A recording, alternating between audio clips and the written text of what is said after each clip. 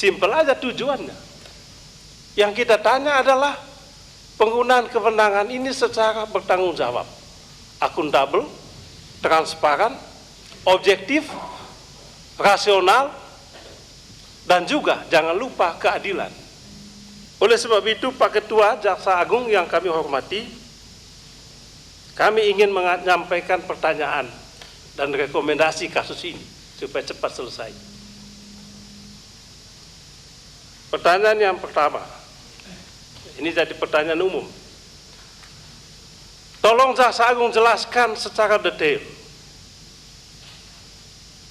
apa alasan Jaksa Agung sepertinya begitu ngotot memanggil saudara Setia Novanto. Ngotot sekali. Padahal semua kita tahu kasus ini tidak hanya melibatkan Setia Novanto, tetapi juga ada tokoh lain yang juga sangat kuat. Konon nama Reza Khalid ditengarai sebagai orang yang paling kuat di Republik ini. He is a very strong man. Lebih kuat, lebih hebat daripada Setia Novanto. Maka pertanyaan kami yang objektif dan rasional sederhana saja. Kenapa Jaksa Agung sepertinya lumpuh di hadapan saudara Reza Khalid ini? Tolong pertanggungjawabkan ini. Setia Novanto kok diobok-obok, Reza Khalid kok dibiarkan? Apa alasannya? Pertanyaan umum, Pak. Supaya kita jangan ada prasangka bahwa ada kepentingan politik dalam kasus ini. Oleh sebab itu, Pak Jaksa Agung dan Ketua, Bapak Ibu anggota Komisi 3 yang saya hormati, apabila ini tidak dijawab, maka ada kecurigaan.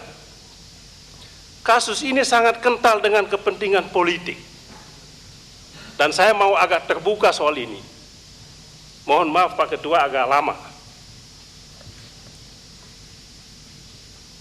Kasus ini sangat kental dengan kepentingan politik. Kalau tidak dijawab dan diselesaikan dengan tuntas, apalagi, mohon maaf, saudara Jaksa Agung adalah politisi dari partai politik tertentu. Ya, sehingga ada kesan itu begitu kuat, bahwa Jaksa Agung menjadi alat politik partai politik tertentu itu. Atau alat politik dari koalisi, dari partai politik tempat saudara Jaksa Agung berasal. Masuk akal itu Pak, analisis itu. Apabila tadi pertanyaan-pertanyaan saya tidak dijelaskan dengan tuntas oleh yang terhormat Jaksa Agung. Apabila ini tidak diselesaikan, maka dugaan itu tadi sangat kental. Apalagi konon katanya keluarga Wakil Presiden juga terlibat dalam kasus ini. Itu harus dibuka. Saudara Jaksa Agung harus jelaskan secara hukum. Pemufakatan jahat itu yang mana? Sebab kalau tidak, ya pertanyaan-pertanyaan saya tadi menjadi pertanyaan umum yang tidak ada ujung pangkalnya dan tidak ada jawabannya. Jadi nggak usah berlama-lama kasus ini. Kalau memang tidak ada ini, jangan malu-malu Pak Jaksa Agung, hentikan. Nggak usah dilanjutkan. Jangan dipolitisir. Saya takutkan Pak Ketua begini, karena sudah terlanjur ini waktu itu Jaksa Agung ambil alih kasus ini pada saat proses di MKD, ya bagaimana sudah penyelesaiannya.